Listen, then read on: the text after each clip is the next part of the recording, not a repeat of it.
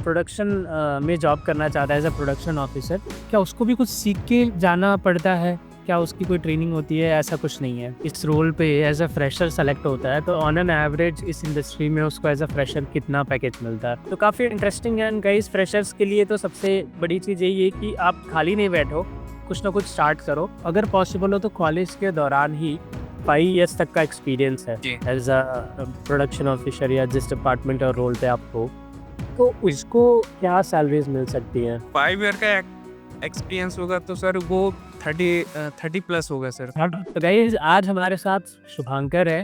तो कुछ दिन पहले मैंने डिसाइड किया था कि फार्मास्यूटिकल्स या क्लिनिकल रिसर्च कंपनीज में जितने भी जॉब रोल्स हैं उनके ऊपर वीडियो बनाई जाए।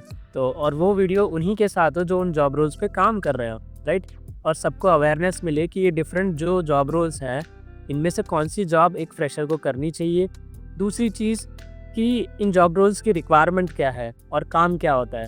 ओके, तो आज शुभांकर अपने बारे में बताएंगे और वो क्या जॉब करते हैं वो भी बताएंगे। तो शुभांकर, आप बताओगे सबसे पहले अपने बारे में? My self Shubhankar Kumar, I completed my B.Pharm from Uttaranchal University, Dehradun, and M.Pharm from Uttarakhand Technical University. Now currently I am working in pharmaceutical industry as a production officer. सो अगर कोई इस जॉब रोल पे जॉब करना चाहता है, तो इस role की रिक्वायरमेंट क्या होती है?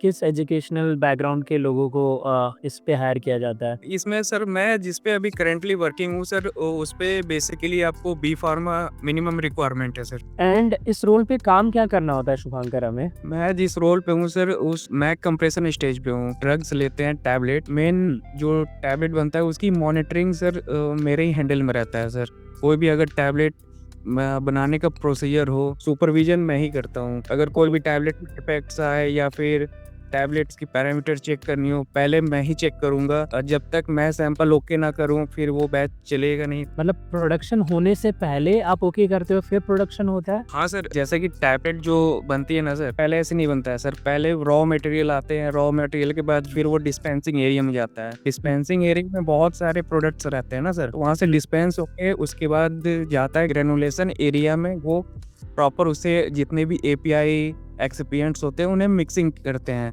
प्रॉपर वे में, क्वांटिटी में। इतने लाख के बैच बनाने हैं तो इतने API एक्सिपिएंट्स मिक्सअप करने हैं। फिर वहाँ से ग्रेनुल्स वो रेडी होते हैं, फिर वो आते हैं कंप्रेशन स्टेज में। आफ्टर हम लोग कंप्रेशन से कंप्रेस्ड करके टैबलेट फॉर्म में उसे देते हैं। फिर उसके बाद सर वो कोटिंग स्टेज में जाते हैं। अब जो टैबलेट कोटिंग के लिए होता है वो कोटिंग में जाता है, अगर जो अनकोटेड होता है वो डायरेक्ट पैकेजिंग में जाता है सर वो। सो अभी आपको इस रोल पे शुभांकर कितने ईयर्स का एक्सपीरियंस हो गया?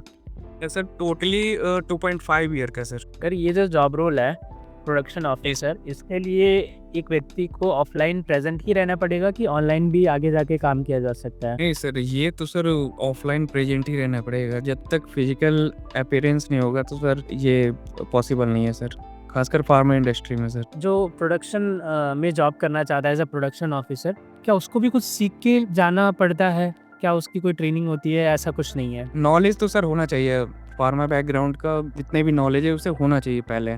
फिर उसके बाद as a fresher bottom to top उससे सिखाया जाएगा कंपनी में। तो अगर आपको सजेशन देना हो कुछ जी। चीज़ों का, जैसे कि अगर कोई फ्रेशर इस जॉब रोल पे जा रहा है तो उस क्या चीज़ें पता होनी चाहिए तो जिससे उसके इंटरव्यू में सेलेक्ट होने के चांसेस बढ़ जाए? सर एक बार वो जितने भी इंटरव्यू में क्वेश्चन पूछे जाते हैं, तो GMP क्या होता है, CGMP क्या होता है, आप इस कंपनी में क्यों ज्वाइन करना चाहते हैं, बहुत सारे क्वेश्चन है। सर्च भी करेंगे तो एक आपको अप्रॉक्स आइडिया लग जाएगा। वो ये चेक करते हैं कि आपको बेसिक आता है कि नहीं हमारे फार्मा कंपनी में। वो मेन बेसिक चेक करते हैं, उसके बाद ट्रेंड तो कंपनी कर ही देते हैं। तो भानुकर, वो बेसिक चीज़ें क्या है आप बताओगे? जो इस रोल के लिए अप्लाई कर रहे हैं उनको क्या बेसिक चीज़ें पहले से पता होनी चाहिए कुछ? सर बेसिक एक तो जो भी इंटरव्यू लेते हैं सर, पहले चेक करेंगे कि आपको बेसिक नॉलेज है कि नहीं फार्मा से रिगार्डिंग। जैसे GMP हो गया, CGMP हो गया, इक्विपमेंट्स और मशीन्स में क्या डिफरेंस है, एक्सपीरियंस और API में क्या डिफरेंस होता है, ये सब बेसिक चीज वो सब पूछते हैं। फिर पूछेंगे कि अगर टैबलेट है तो टैबलेट का सर हार्डनेस किसके उसके यूनिट्स आते हैं, नॉर्मल सब क्वेश्चन पूछते हैं सर वो। अगर कोई एक वीक की अच्छे से प्रिपरेशन करे तो इस जॉब रोल पे जा सकता है, राइट? थोड़ा बहुत प्रिपेयर कर ले इंटरनेट से क्वेश्चन गैदर करके। यानी हमें अलग से 4 या 6 महीने की कहीं ट्रेनिंग लेनी या ऐसे कुछ सीखने की ज़रूरत नहीं है, राइट? थोड़ा सा प्रिपरेशन करके अप्लाई कर सकते हैं। मैं आपसे जानना चाहूँगा कि अगर कोई इस रोल पे एज अ फ्रेशर सेलेक्ट होता है तो ऑन एन एवरेज इस इंडस्ट्री में उसको एज अ फ्रेशर कितना पैकेज मिलता है? On an average 2 lakh per year के अप्रॉक्स में रहता है sir. Company to company depends भी करता है सर वो। अगर आपको ये आइडिया है तो मुझे बताना। अगर 5 इयर्स तक का एक्सपीरियंस है जी। एज अ प्रोडक्शन ऑफिसर या जिस डिपार्टमेंट और रोल पे आप हो, तो उसको क्या सैलरीज मिल सकती हैं? 5 ईयर का एक्सपीरियंस होगा तो सर वो 30 प्लस होगा सर। 30,000 पर मंथ से ज़्यादा होगा मतलब। ठीक है। हाँ सर। इंडस्ट्री में एंट्री कर रहा है, लेट्स सपोज वो फार्मेसी से है या केमिस्ट्री बैकग्राउंड इन बैकग्राउंड से है, तो आप जी। क्या सजेस्ट करोगे? जैसे आप खुद अभी इस रोल पे काम कर रहे हो, क्या आप उनको सजेस्ट करोगे कि हाँ इस रोल पे आपको स्टार्ट करना चाहिए, या कुछ और आपको पता है कि और भी बेहतर रोल्स हैं जो आप सजेस्ट करना चाहोगे?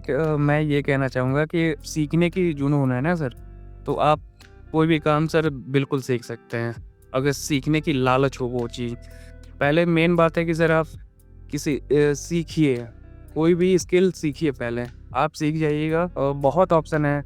पहले सर मैं भी नहीं जानता था, जब कॉलेज में मैं भी था तो 3 ही डिपार्टमेंट जानते थे मैं भी। फिर जैसे-जैसे मैं कंपनी में गया, मेरे सीनियर भी मिले हैं, तो फिर पता लगा कि इसके अलावा भी बहुत सारे डिपार्टमेंट है, जैसे बीडी हो गया, बिजनेस डेवलपमेंट हो गया, पीपीआईसी हो गया, आरएनडी हो गया, एफएनडी हो गया, बहुत सारे डिपार्टमेंट है सर। आपका ऐसा कहना है, और आपने जो कहा ना शुभांकर, सेम चीज़ अभी लास्ट जो मैंने पॉडकास्ट रिकॉर्ड किया, एक मैनेजर थे, उन्होंने सेम चीज़ शेयर की कि एज अ फ्रेशर उन्होंने सेम चीज़ आपने ऑलमोस्ट बोलना चाहा ना, वही बोला उन्होंने। एज अ फ्रेशर उन्होंने बोला कि आप कोई भी जॉब स्टार्ट करो एक जिसपे आप एलिजिबल हो, आप खाली नहीं बैठो, आप सीखो, कुछ टाइम स्पेंड करोगे, अपने आप आपको पता चलेगा आपको किस दिशा में जाना है। उन्होंने बोला कि खाली नहीं बैठना, और उन्होंने यहाँ तक बोला कि क्योंकि मैं खाली बैठ के एक्सपीरियंस कर चुका हूँ इसलिए मैं बता रहा हूँ। उन्होंने ये चीज़ बोली, उन्होंने कि सबसे बुरा होता है, हर कोई आपको बोलता है कि पढ़ाई कर लिया और कुछ नहीं कर रहे, इसलिए कुछ ना कुछ हमें स्टार्ट कर देना चाहिए। उन्होंने बोला फिर आगे अपने आप रास्ते खुलते जाते हैं और काम करते करते हमें पता चलता जाता है, और कुछ नहीं तो हम जिस पे काम कर रहे हैं, जिस रोल पे, उसी में बहुत आगे बढ़ते जाते हैं। और इंडस्ट्री को हमेशा एक्सपीरियंस लोगों की जरूरत होती है। तो काफी इंटरेस्टिंग है गाइस। फ्रेशर्स के लिए तो सबसे बड़ी चीज यही है कि आप खाली नहीं बैठो, कुछ ना कुछ स्टार्ट करो, अगर पॉसिबल हो तो कॉलेज के दौरान ही।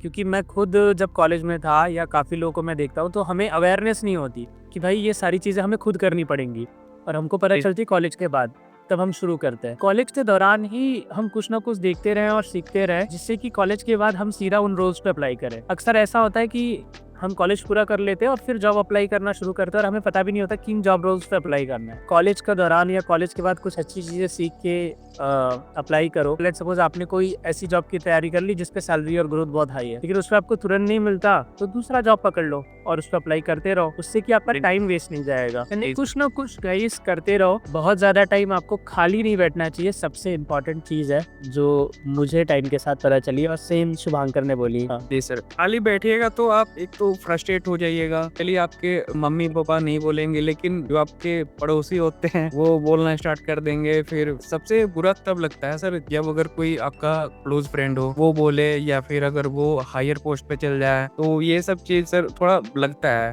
उससे बेहतर है कि आप कंटेंट सीखिए, जॉब कीजिए, फिर आप वहाँ से स्विच कीजिए, अदर कंपनी में जाइए। ठीक है, तो शुभांकर, अब ये मोस्टली मुझे जो सवाल लगे मैंने वो सारे सवाल आपसे पूछ लिए। आप ये जो ऑडियंस है जो अपना करियर बनाना चाहती है डिफरेंट फील्ड्स में, आपका जो वीडियो देख रहे हैं, उनको कुछ सजेशन देना चाहोगे अपने एंड से? सजेशन सर देना चाहूंगा मैं कि कोई भी काम पहले बेसिक से सर सीखिए, आप स्किल सीखिए पहले स्टार्टिंग से, और आपको लगे कि हाँ मैं ये चीज़ कर सकता हूँ, तो आप एक ही डायरेक्शन में जाइए। ये नहीं कि आप इस डायरेक्शन में भी जाऊँ, वो डायरेक्शन पे जाऊँ, नहीं, आप एक ही देखिए जिस पे आप कॉन्फिडेंट है। गाइस, ये मेरे सवाल थे शुभांकर के। आपके भी और सवाल हो सकते हैं जो शायद मैंने अभी नहीं पूछे, आप कमेंट में पूछ सकते हो, और काफ़ी सारे क्वेश्चन होंगे तो हम शुभांकर के साथ इसका पार्ट 2 भी बना सकते हैं, राइट? आपको लगा कि नहीं पार्ट 1 में ये सारे क्वेश्चंस नहीं हुए। आज के लिए इतना ही रखते हैं। Shubhankar, thank you so much, क्योंकि सबसे इंपॉर्टेंट चीज़ है, मैंने जैसे ही शुभांकर को गाइस पूछा, उन्होंने एग्री कर दिया। Thank you so much Shubhankar for today podcast. Thank you sir.